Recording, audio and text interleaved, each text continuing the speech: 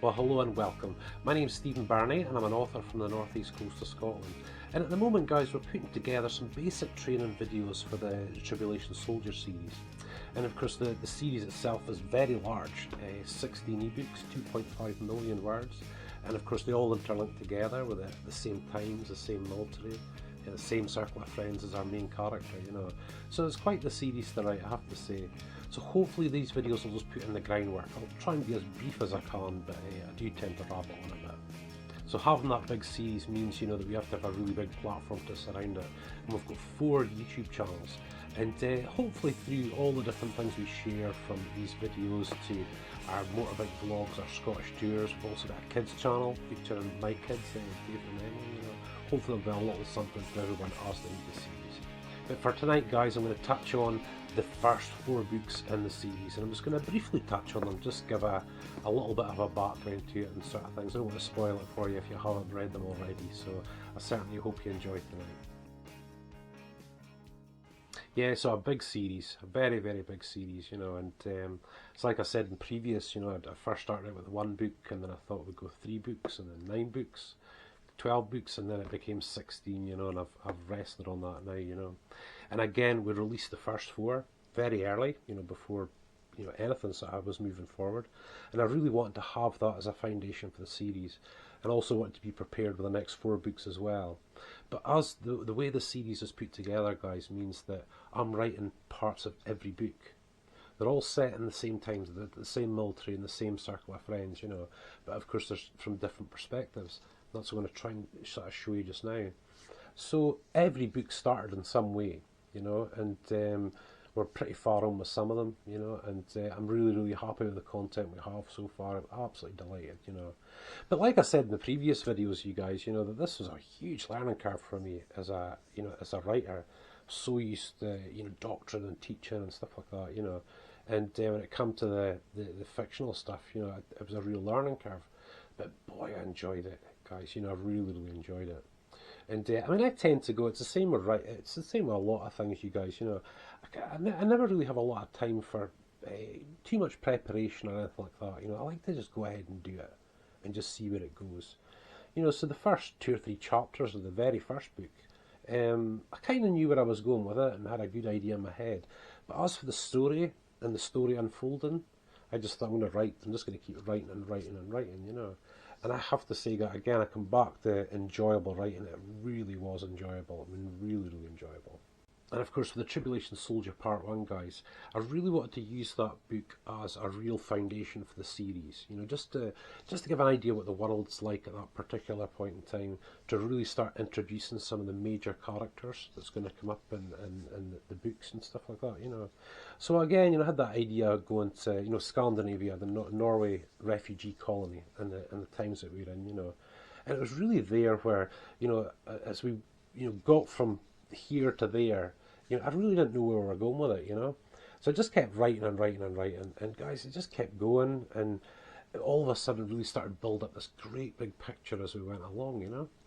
But it was during that time I thought to myself, you know, trying to explain what the world's like at that particular point in time, then why not use really brief news articles at the beginnings of just some of the chapters, just to give a worldwide view of what's going on. And of course, when I started doing that, and I kept starting moving forward with that, I started thinking, hold on a second, I can spin away from this book into multiple books, you know. And like I said, you know, I thought maybe I have 3 to begin with, and you know, so on. We ended up with 16, you know. But it was really those news articles at the beginning, like I said, of just some of the chapters, that really gave me the platform to spin off from. So I don't want to ruin the storyline or anything for you, if you haven't read the first book already. But basically, guys, it's all about Matt Dixon. He's the main character, a major in the fictional Armour Infantry Corps. And of course, he's part of the very real SBS, the Special Boat Service, which we have here in the UK, you know.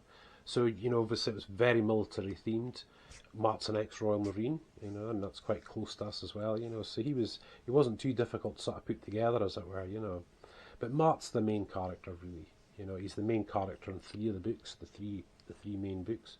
But everything spins off to friends, you know, and trying to keep it all together. You know, I've got this chart, you know, a timeline just to make sure that they all intersect in the right places.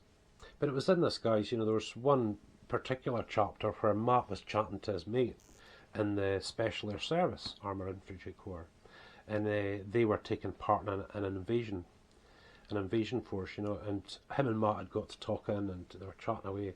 And when I'd actually written this a news article and you know, Matt speaking to Greg, that was it. Whatever that invasion, that operation was, that's what I'm going to do with the second book, and that's when we moved on to Operation Overdue Justice. And with that, you know, Matt's in it a little bit more, but obviously he's not the main character. You know, this is now Greg and Jessica Duncan with their two kids, Greg and Michaela. And you know, when I really started getting into that, I kind of knew where I was going to go with it because the invasion was going to be that big part of it. But hopefully in that book, you guys, you see that kind of you know, family, you know, the military family sort of stuff. You know, where it's just not just the guy or the woman going to serve or be deployed. You know, it's the whole family's got to deal with this. You know. And of course, Greg being in the Armoured Infantry Corps, they send them in at the front lines to the worst of places. So, you know, it's not an easy life for them at all. But with Greg and Jess, I really want to push across a bit of romance in there, you know. So forever tough he is as an SAS soldier, he is like, I've got him as a hopeless romantic. And Sharon's actually read the book a few times, you know, and she keeps wondering why I'm not like that. You know, but, you know, that's just the way it is in that particular book, you know. Really speaking about family, you know. But Operation Overdue Justice is the same as every other book. It does have a lot of military operations. And I tried to make them all different, you know, in different areas of the world, different types, you know. Because, of course, you know, you've got desert warfare, jungle warfare, you know, the snow, you know, and all those sort of different things, you know. So even in Greg's book, there are military operations. But really, the first book, just touching back to the first book, there are some operations within, but basically that whole first book is the operation at the Norway refugee colony, you know. And again, guys, I just hope this really brings up, it really lays that foundation for the series. Just gives you a real good idea of where we're going and what we're doing. So again, we pop into the third, called Captain Sharp's Trial, and that's all about Captain Kerry Sharp, and she's an elite covert intelligence officer. And you know, she popped up in Greg's book, the one before it, and of course in Kerry's book, Greg's there, Matt's there, you know, for a short period of time, but it really spins off into her story, you know, about what she's going through and the things that are happening, you know. And you know, in Kerry's book, tremendous military thinker, you know, really, you know, for those of you who know what intelligence officers do and stuff, she's very hands-on and behind enemy lines and, you know, doing all that sort of stuff, you know. But the book really touches on a major subject, guys, which affects many, many people, you know, is depression, you know. And the way I'd sort of put Kerry across was, you know, that she's an absolutely tremendous, clear thinker and very decisive and all that sort of stuff.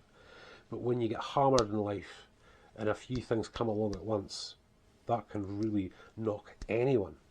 You know, it really can, you know. So very quickly, Kerry isn't into that kind of place. But don't worry, it's not a depressing book all the way through. She's got her military operations, and it does work out for her, you know. But, you know, with Kerry, I think, you know, I really wanted to touch on those things that can really affect us in life. Major things, not small things, but like loss, for example, whether that be a family member or a job or a career that you absolutely loved, you know. And this, again, it's the same with losing people that are really close to you. For most, I would say, actually, if some of these things come along all at once, it can break you. I mean, it can really break you. So again, without giving away too much of the storyline, if you haven't read it already, you know, Kerry goes through a lot of these things, you know, during that period of time. And of course, like I said, you get the military operations, you get a Luke Matt comes into the scene again, you know, Greg comes back into the scene again. But again, guys, you know, with these first three books, it's almost with the first four books are really trying to introduce the series, to really move into the series in that way.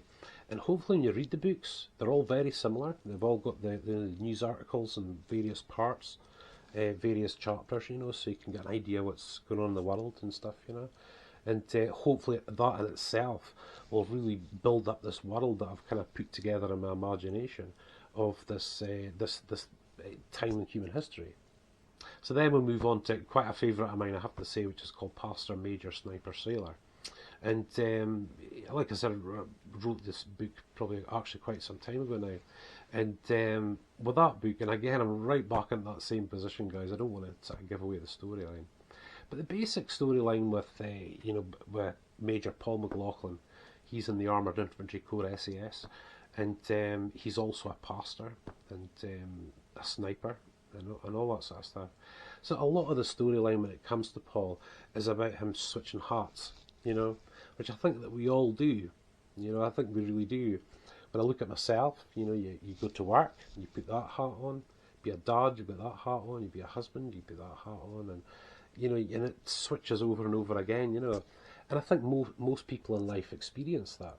But with Paul, of course, he's deep, thick within military operations and operating in theatres of war and stuff. So, with that sort of dynamic, plus what he's got to face up to and fight, and shoot, there's a lot of military operations, a lot of firefights and stuff like that, But with Paul, I just want to put a little bit of a different spin on it, a sniper, crack sniper, absolutely.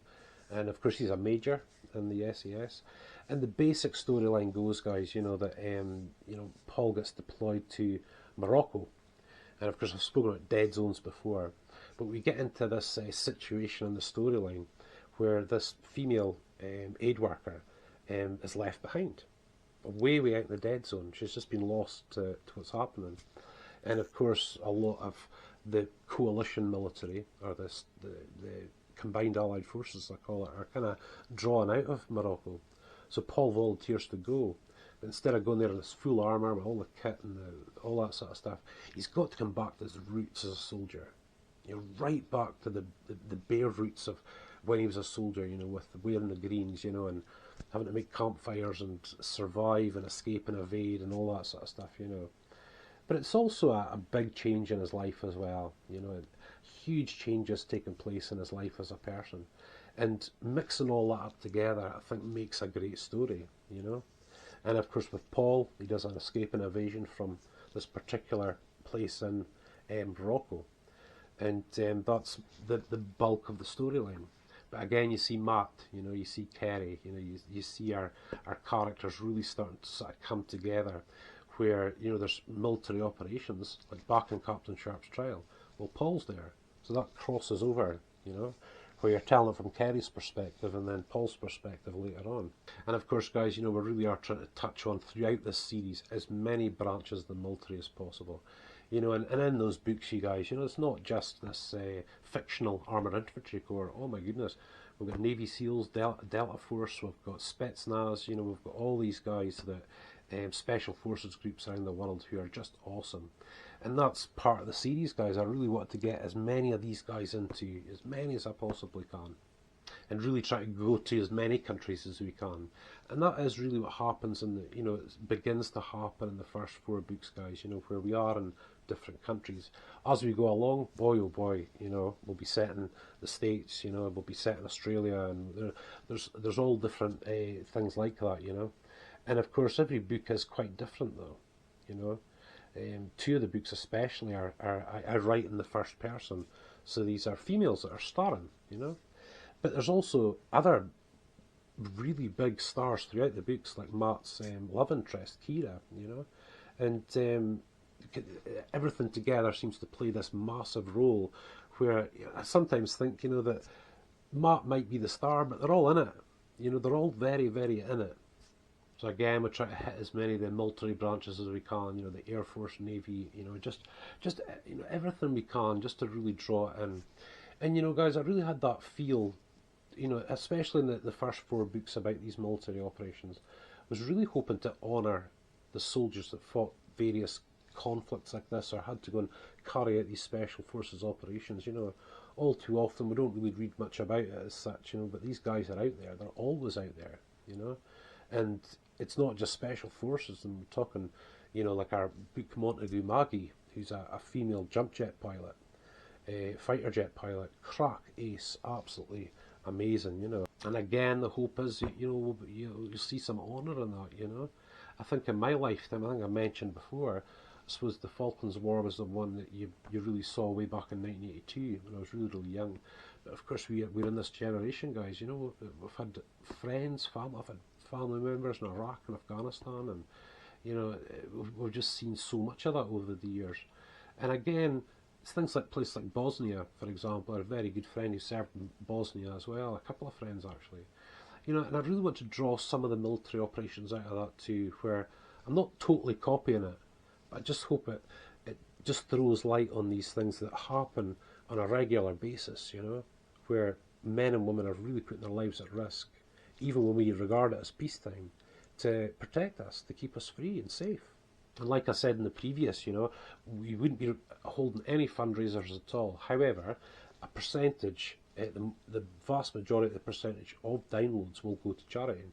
And of course in that we've got 3 military charities that we're going to be supporting more and more as time goes on, guys, you know.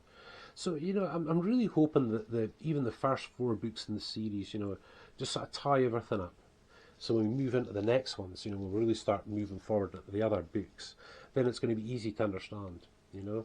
And probably one of the biggest that I've started, I think I'm 30,000 words down the line or 40,000 words down the line or something, is the 9th ebook, part 3. And it's going to be 1,000,000 words. 2.5 million words for the whole series. But this one's the big 1,000,000 word one. And that's going to be quite something to keep going with. So as you can imagine, guys, it's not just this, you know, write a couple of books and it's as easy as that. You know, it's not complicated either, but it is, you know, you really need to make sure everything ties up, that it's seamless. You can't have 2 people in the wrong, you can't have a person in the wrong place at the wrong time. It just wouldn't work. It'd be a complete disaster. Oh man, I could go on and on and on, you know that, and you know, if I had my own way, I probably would anyway, you know. But really love talking about this stuff, guys, and I just hope you thoroughly enjoy it. You know, I really hope there's a real series there that you'll really enjoy. And like I said, guys, surrounding the series, you know, you don't have to get bored. You know, we've got 4 YouTube channels, we've got our blog, our forum that we're developing at the moment, and you know, we're just cracking on with that as well. Really, really good stuff. So guys, that's been a pretty brief touch on the first 4 books, and I hope that, you know, I don't want to give away too much. I don't want to spoil it for you. I don't want a spoiler alert. But hopefully tonight I've just scratched the surface of the way it's all put together. And of course, when you do visit the website, you can find out all the background about the characters and our progress in the writing the series and all that stuff. So there's tons of stuff there, you guys, you know, especially the YouTube channels. I just hope you really enjoy it. But listen, for now, guys, listen, thank you so much for watching. Really appreciate it. And I can't wait to share even more with you.